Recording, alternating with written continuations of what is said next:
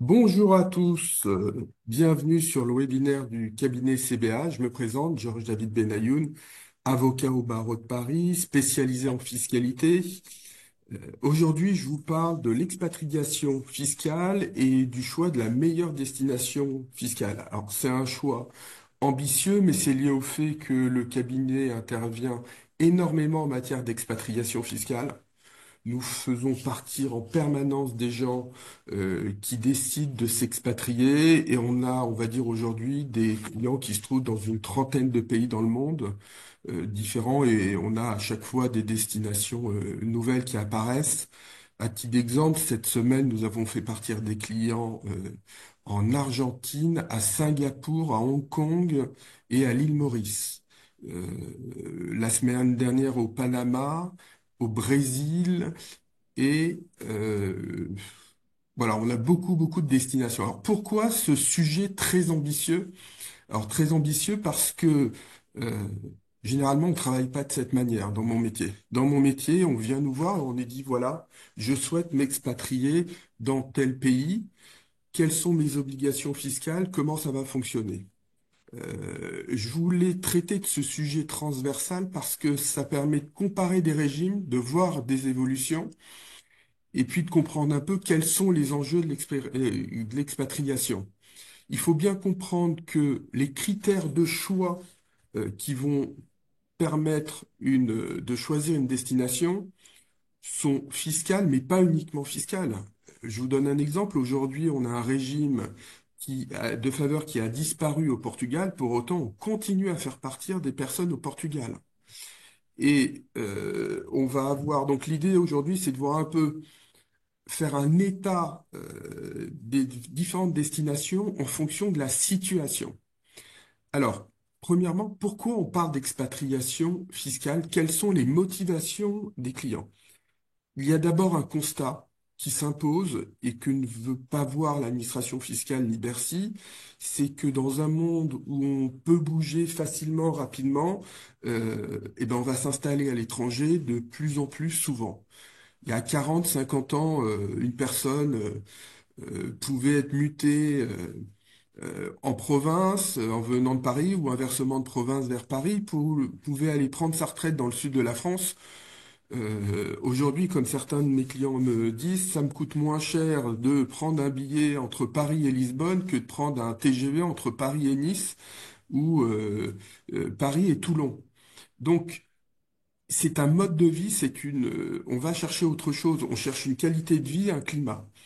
Après, il faut être clair, hein, moi j'interroge toujours mes clients sur leur motivation.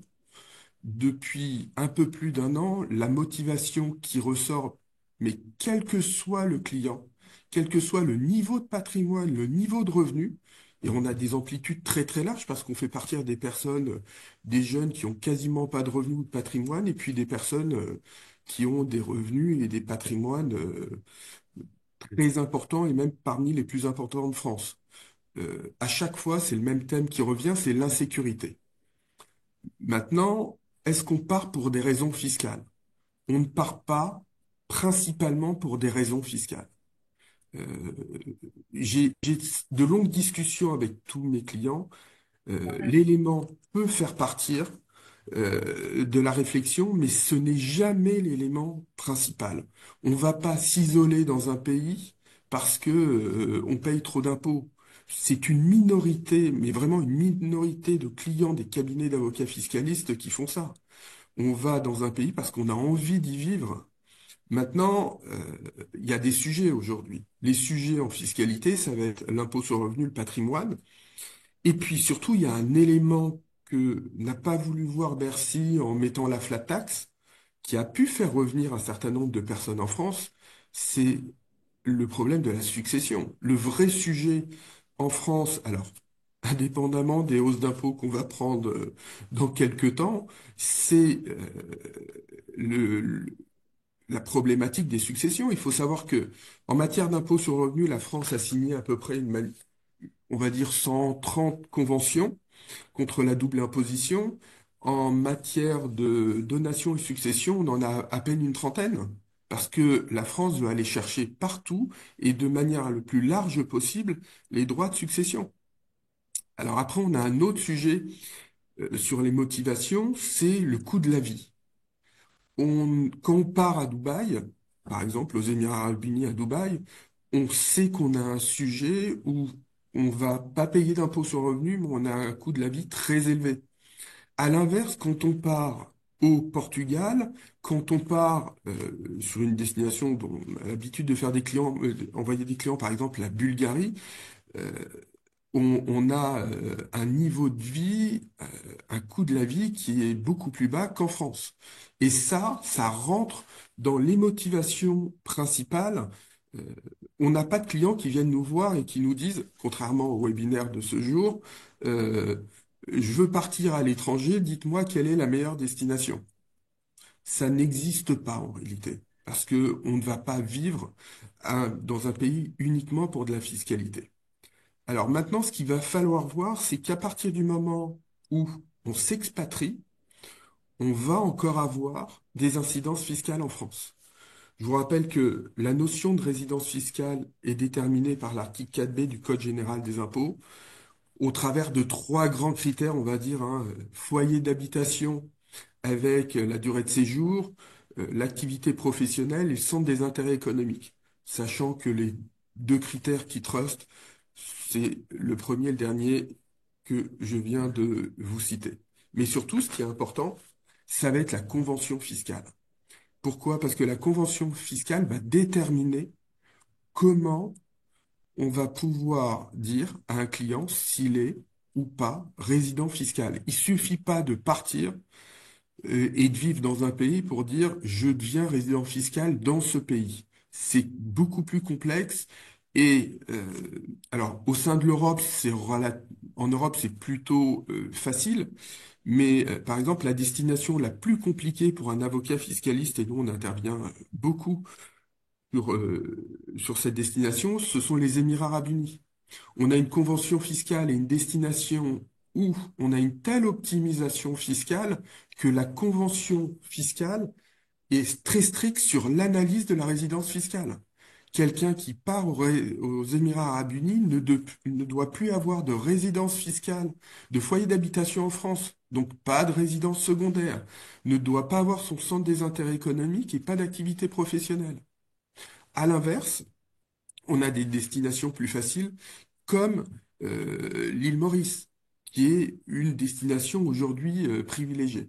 Donc voilà sur les enjeux de l'expatriation, les raisons, et on ne part jamais totalement de France parce que qu'on ait vécu 30 ans ou plus de 60 ans en France, euh, on a toujours des liens fiscaux qui vont peut-être diminuer, mais si on a des enfants qui restent, ou qui demeurent résidents fiscaux français, il va y avoir un moment un retour de patrimoine en France. Donc, il faut aussi envisager ce mécanisme-là. Alors, sur les critères de choix d'une destination fiscale, ce qui m'intéressait, c'est de faire un comparatif selon ce qu'on va rechercher. Ce qu'on va rechercher, alors, nous, on le voit bien souvent parce que on a une typologie de clients qui peut être très différente. Premièrement, quand on a une vision de l'impôt sur le revenu. Alors, en France, on a un régime progressif avec un taux maximum de 45%, puis une contribution sur le revenu. Alors, on aura bientôt une contribution exceptionnelle sur le revenu et sûrement après une contribution exceptionnelle d'exceptionnelle qui va nous permettre de monter à l'impôt sur le revenu. Alors, bizarrement, et c'est pas provocateur de ma part, l'impôt sur le revenu en France, c'est pas véritablement le problème. Pourquoi? Parce que on a des tranches d'imposition et un mécanisme progressif qui monte très lentement. On a beaucoup de destinations en Europe où à plus de 50 000 euros de revenus, on paye 50% d'impôts. Ce n'est pas du tout le cas en France. Le vrai sujet en France, ce sont les contributions sociales qui viennent s'ajouter et alourdir, notamment sur le patrimoine, et de manière extrêmement sévère. Alors, qu'est-ce qu'on va trouver à l'étranger? On va parler de mécanismes différents. D'abord, on va distinguer les pays qui ont des mécanismes ou des exonérations temporaires. Typiquement, on va parler de l'Italie, la Grèce, et puis de l'autre côté, on a des pays, des destinations où on a une pérennité. pérennité, ça veut dire que leur régime fiscal est fait de telle sorte qu'il n'y a pas d'imposition ou peu d'imposition. Je pense aux Émirats arabes unis, à l'île Maurice, à Andorre. Et là, on va plus se poser la question de dire, est-ce que je bénéficie pendant 5 ans, 10 ans, 15 ans d'un tel mécanisme? À l'inverse, en termes de temporalité, on va avoir des mécanismes différents. Alors, en Italie, on a le fameux régime du forfait.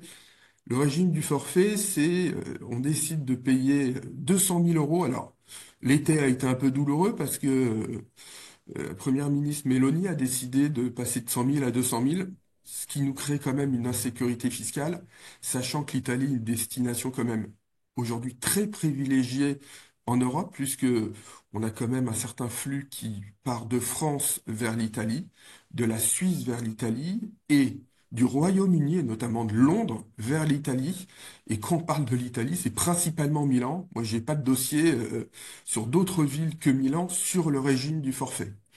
Donc, attention, l'insécurité, c'est ce qu'on n'aime pas en fiscalité. Donc, sur les destinations spécifiques, par exemple, on va aller voir comment on traite les retraités. On a des régimes de faveur en Italie, en Grèce, puis on va avoir des régimes particuliers, éventuellement en matière de plus-value mobilière. Alors, sur un régime avec une grosse pérennité, c'est la Belgique, puisqu'on n'a pas d'imposition sur les valeurs mobilières. Le souci, c'est qu'avec l'exit tax, ça a quand même beaucoup moins d'intérêt. Donc, on arrive à quelque chose d'un peu dramatique pour la France. C'est que si vous sentez que votre entreprise va surperformer très rapidement, vous avez intérêt à partir le plus rapidement possible vers la Belgique, ce qui est quand même une aberration par rapport au mécanisme français. Donc, au niveau de l'impôt sur le revenu au sens large, voilà, on voit les différents mécanismes. Souvent, nos clients restent sur des mécanismes temporaires et ne se projettent pas obligatoirement à vivre durablement dans ces pays-là. C'est pour ça que, euh, à l'époque, le Portugal, puis à présent l'Italie ou la Grèce bénéficient quand même d'un certain attrait. Après, on a des personnes qui n'ont pas de sujet d'impôt sur le revenu. Pourquoi? Parce que au bout d'une vie de travail, souvent, alors la vie de travail lorsqu'on est entrepreneur, elle peut être un peu plus courte. Ça veut dire qu'on peut avoir vendu son entreprise à 45 ou à 50 ans. Dans ce cas-là, on a un sujet d'impôt sur le patrimoine. Alors la France fait partie des exceptions, comme d'habitude. On a l'IFI qui a remplacé l'impôt sur la fortune et donc qui est limité aux biens immobiliers. Mais il faut savoir qu'à l'étranger, très très souvent, on n'a pas du tout d'imposition. Alors, je vous parle du Portugal, même aujourd'hui, alors que le régime de faveur a disparu, aux Émirats arabes unis, à l'île Maurice, on a beaucoup de destinations où on n'a pas d'impôt sur le patrimoine. Alors, détrompez-vous, on a aussi quelques destinations où vous avez un impôt sur le patrimoine, même si vous pensez pas obligatoirement le voir. Moi, j'ai notamment des sujets sur la Suisse où des personnes quittent la Suisse à cause de l'impôt sur la fortune qui s'applique dès le premier euro, alors même s'il est plus léger qu'en France. Petite remarque néanmoins, si vous quittez la France, ça veut pas dire obligatoirement que vous n'aurez plus d'impôt sur la fortune immobilière. J'aime à expliquer à mes clients que venant résidents fiscaux étrangers, ils ne seront imposés en France que sur leur patrimoine franco-français. Donc, s'ils avaient auparavant des biens à l'étranger, on va plus en tenir compte à l'impôt sur la fortune immobilière. À l'inverse, votre résidence principale qui bénéficiait d'un abattement de 30% va le perdre. Donc, si vous avez de l'immobilier uniquement franco-français, vous allez vous rendre compte que le fait de partir va renchérir votre impôt sur la fortune immobilière.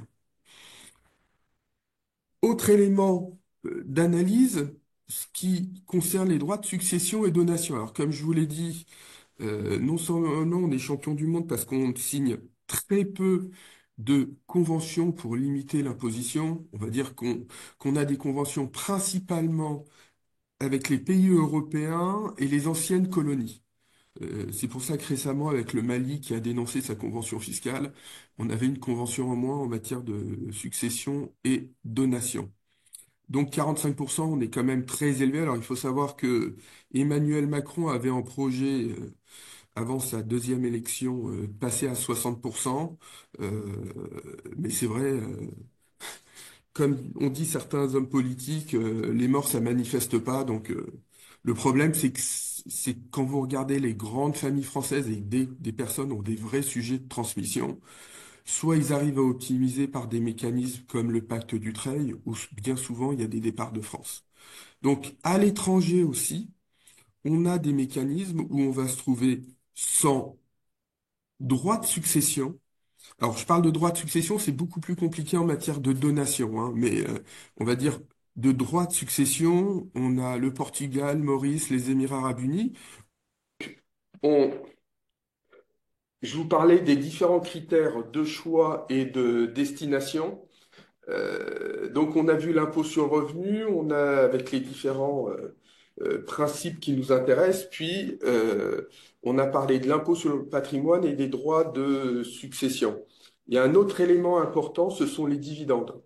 Alors, je l'ai mis à part parce que ça rappelle quand même beaucoup l'impôt sur le revenu, mais c'est un mécanisme extrêmement important, notamment sur des personnes qui ont des holdings dans lesquels se situent des participations qu'ils ont vendues ou qu'ils vont vendre. Et il faut savoir qu'en France, on a une imposition à la flat tax sur une base de 30%, voire 34 avec la contribution sur le haut revenu. À l'étranger, on a des mécanismes très différents. Alors, on a les Émirats arabes unis avec une spécificité, c'est que vous pouvez sortir l'argent sans aucune imposition, ni en France, ni aux Émirats arabes unis, ce qui fait le double zéro, mais avec des conditions extrêmement strictes et compliquées à remplir dans un laps de temps très court. Donc, il faut quand même avoir beaucoup de temps. Lorsqu'on va aux Émirats arabes unis, les conditions sont strictes. L'autre destination en matière de dividendes, ça reste sans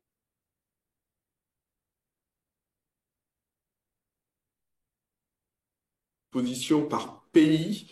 Je vais me retrouver avec des spécificités, c'est-à-dire qu'on a des destinations qui vous imposent selon qu'on rentre l'argent dans le pays et ne vous imposent pas lorsque l'argent ne rentre pas. Alors, l'île Maurice n'impose pas les dividendes lorsqu'il reste hors de Maurice. Au-dessus de 50 000 euros, on a une imposition, mais qui va se confondre avec la retenue à la source en France, qui est de 15%. Alors de 12,8% aujourd'hui dans le cadre de la flat tax, mais qui pourrait monter au maximum à 15%. Puis on a le régime de faveur en Italie, comme on a pu tout à l'heure regarder. Avant de faire une analyse par pays, je voulais quand même expliquer et dire, faire des précisions sur ces différents régimes où il faut faire attention à la durée minimale de résidence.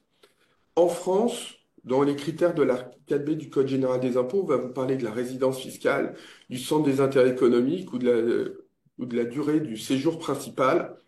À l'étranger, vous pouvez avoir des régimes, on l'a vu en Italie, on en a parlé rapidement, qui sont spécifiques et liés à des investissements, notamment immobiliers, dans certaines régions. C'est pas propre à l'Italie, on l'a sur certaines destination, puis on a les conditions spécifiques liées à la durée de séjour qui peuvent être entendues de manière plus ou moins large. Ça veut dire qu'on va se trouver dans certains pays où on va vous demander 6 mois, et dans d'autres pays où on va vous demander 3 mois, ou dans d'autres destinations où on va même pas regarder combien de temps vous restez dans les pays. Alors, il faut quand même faire très attention parce que dans le cadre de l'analyse de la résidence fiscale, la France pourrait considérer qu'en ne restant pas dans le pays de destination et en étant plus longtemps en France, vous allez avoir une résidence fiscale française qui n'aura pas été déclarée. Donc, attention à ces critères-là quand on part, quand on souhaite partir, quand on veut partir, il faut vraiment partir. Euh, et d'ailleurs, sur ce point, je voudrais amener une petite correction. Souvent, mes clients me disent, mais si je reste 5 mois et 30 jours, j'ai pas de souci en France, et si je reste 6 mois et un jour, j'ai un souci. Alors, c'est pas du tout aussi facile que ça. Il faut savoir qu'on a de la jurisprudence où à partir de 5 mois, 4 mois et demi, 5 mois, on peut avoir une requalification en résidence fiscale française et que le critère, lorsqu'on rentre dans un détail, et pour donner un principe, est plutôt d'être principalement dans l'État de destination à titre accessoire en France ou dans d'autres destinations. Donc, le fameux critère des 6 mois que nos clients adorent nous challenger, nous expliquer, c'est pas aujourd'hui un critère. D'ailleurs, je vous mets au défi de lire les conventions fiscales signées par la France, à part quelques-unes et notamment celles signées avec le Qatar, on n'a pas de durée de séjour indiquée. Donc l'idée à présent dans ce choix est d'aller regarder les destinations populaires en 2024. En 2024, on a en Europe un pays qui prend quand même le lead, c'est l'Italie. Alors, l'Italie pour des raisons très différentes. L'Italie a sorti une kyrielle de mécanismes d'imposition favorables pour les non-résidents, avec des cas très très différents d'application. Alors, on a le premier régime qui est un régime d'impatriés, comme on connaît en France. Alors, avec un système à tiroir, on va avoir des pourcentages de 30 ou 10% selon la région où on va s'installer. Si on s'installe pour une période de 5 ans ou une période de 10 ans, on va avoir une imposition qui pourra être diminuée jusqu'à 50%. Donc, il y a un mécanisme plutôt intéressant, ça concerne avant tout les salariés. Concernant les retraités, on a une imposition forfaitaire à 7% qu'on va retrouver par exemple en Grèce, sauf que là, c'est lié au fait de s'installer dans les petites municipalités du Sud. Or, petite, c'est vraiment petite puisque le nombre d'habitants ne doit pas dépasser les 20 000 personnes. Donc, vous allez aller plutôt dans les Pouilles que en Lombardie. Donc voilà, ce régime est quand même beaucoup moins intéressant, mais nous, on a des clients qui l'ont choisi cette année, qui sont en train de s'installer en Italie du Sud. Et puis on a le régime du forfait, qui est passé de 100 000 à 200 000 euros, comme je vous l'ai expliqué tout à l'heure. Alors on a un supplément sur les 25 000 euros par membre du foyer fiscal. Ce qui est intéressant, c'est que on ne peut pas bénéficier de ce mécanisme pour les plus-values mobilières. Il faut rester au moins 5 ans pour pouvoir en bénéficier.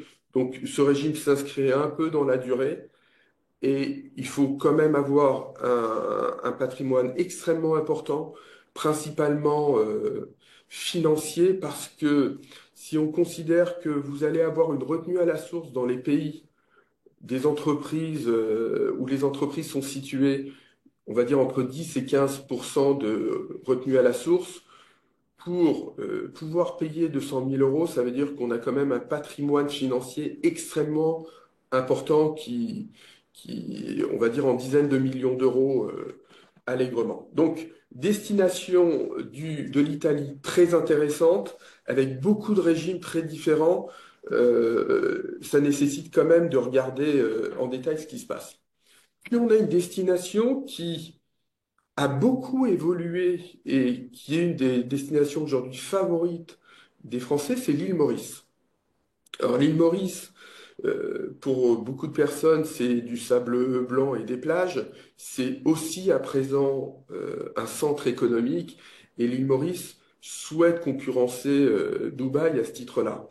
On a une fiscalité qui est, comme les Émirats arabes unis, totalement pérenne parce qu'il n'y a pas de régime d'exception. Donc on a une non-imposition sur les retraites étrangères. Sur les dividendes, on a une non-imposition des dividendes. Alors, là, on va avoir une distinction, c'est-à-dire que si vous percevez des dividendes d'une société ou de ressources étrangères, vous n'allez pas avoir d'imposition à Maurice s'ils sont et restent à l'étranger. S'ils viennent à Maurice, à hauteur de 50 000 euros, vous n'avez pas d'imposition et après, vous pouvez avoir une imposition. Il faut rappeler que dans ce mécanisme-là du dividende, que ce soit Maurice, l'Italie, on va avoir une retenue à la source en France, si la société est française, de 12,8%. Ce qui n'existe pas, on le verra, pour les Émirats arabes unis. Plus-value immobilière, impôt sur la fortune, droit de succession, on voit quand même qu'on a tout un régime de faveurs. Et après, lorsqu'on va sur le véritable impôt sur le revenu, on a un impôt sur le revenu généralement à 15%. Donc, une destination très intéressante pour les entrepreneurs et ceux qui souhaitent sortir du dividende, donc à regarder de près et très prisé en ce moment. Les Émirats arabes unis, alors, on a une explosion des départs de France vers les Émirats et notamment et principalement Dubaï puis Abu Dhabi, qui sont liés au fait que ce sont des destinations qui sont des vrais paradis fiscaux. Néanmoins, ce sont des destinations compliquées parce que vous n'avez pas d'imposition sur les retraites, vous n'avez pas du tout d'imposition sur les dividendes, et ça, c'est une exception. Ça veut dire que lorsque la société française a payé son impôt société, les sommes qui peuvent être mises en distribution de dividendes ne vont percevoir ou ne vont être taxées ni en France, ni aux Émirats arabes unis.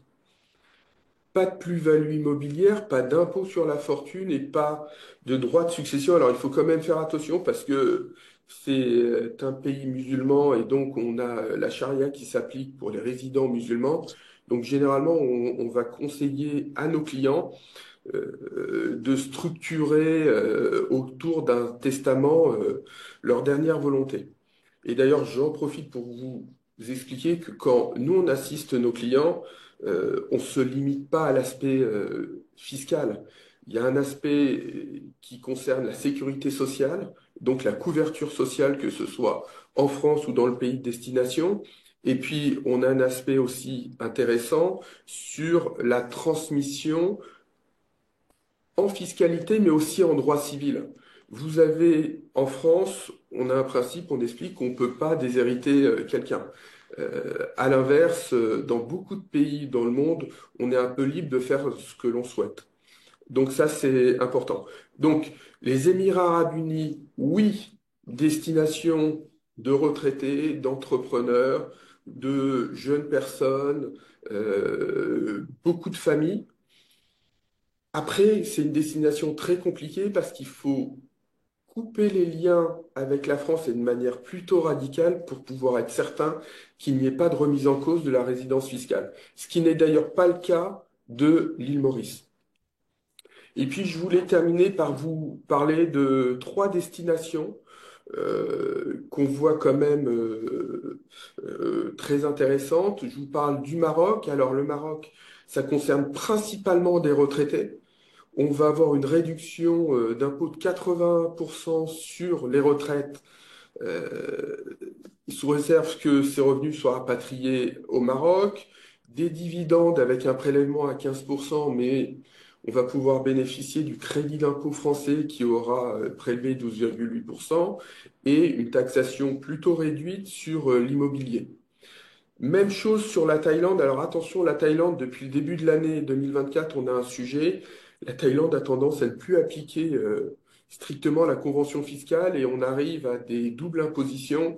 Normalement, au vu des textes, il n'y a pas d'imposition pour les retraités et sur les dividendes, on a une imposition en Thaïlande uniquement si les sommes sont rapatriées.